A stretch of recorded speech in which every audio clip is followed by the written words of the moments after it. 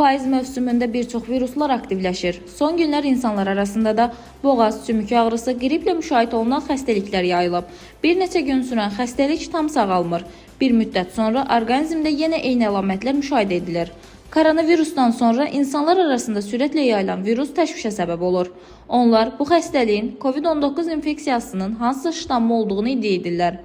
Mövzu ilə bağlı terapevt Rasif Bağırov bunun koronavirus olmadığını açıqlayıb. Ölkədə virus infeksiyası var, amma bu koronavirus deyil, adi virusdur. Bir neçə adi virusla yanaşı, koronavirusun omikron variantının hansısa qolu belə formada fəaliyyətdədirlər.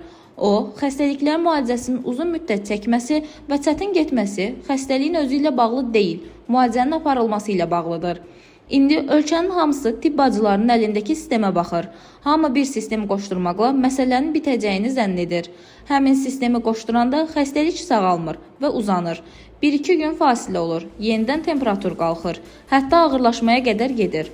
Həkim bildirib ki, virusun çox ağır nəticələrinə rast gəlinmir. Sadəcə, yenə də baş verən ağır situasiyalar xəstələrin özündən asılı olur ki, çox gec müraciət edirlər. Demək olar ki, xəstəliyin bəzi yüngül əlamətləri keçir. Elə bilirlər ki, hər şey yaxşıdır. Bəzən bir ay keçəndən sonra həkimə müraciət edirlər. Ona görə də çox vaxt belə xoşagəlməz hallar baş verir. Adi qripdir. Xalq arasında əvvəllər də olub. İndi də həmin qripdir. Sadəcə koronavirusdan sonra insanlar qorxuya düşüb. Hamı bunu COVID adlandırıb təşviş keçirir. Amma fakt odur ki, koronavirusdakı ölüm halları da yoxdur. Yəni adi virusdur. Dilbər Vüqar qızı, Bölgə TV.